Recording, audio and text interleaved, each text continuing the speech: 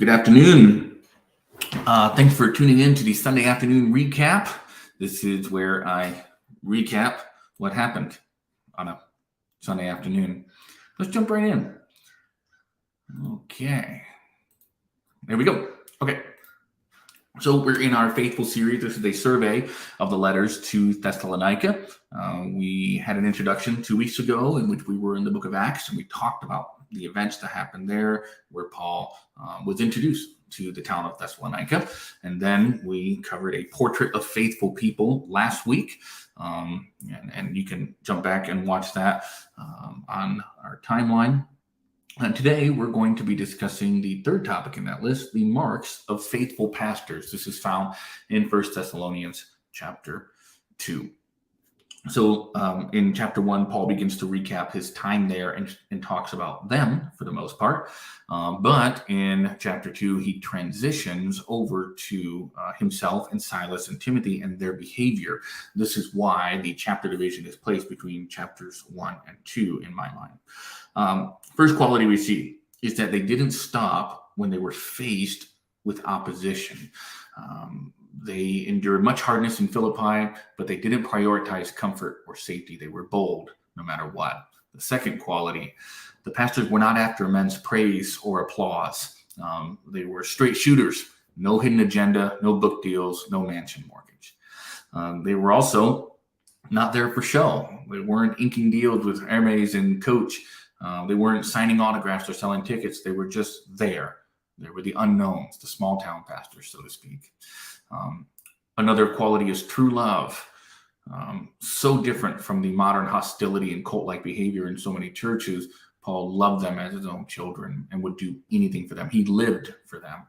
Another quality we see is hard work. Paul, Silas, and Timothy worked hard, and they were all bivocational. They did this because they loved the people, and they didn't want to be known as those who were just there for the money. Another quality is contagious holiness. Paul and his companions lived a holy life, and they loved that church enough to prompt them also to live holy. Then Paul kind of takes a second to reflect on how the church at Thessalonica received the gospel, not as man's message, but as God's message. It was really, really fantastic.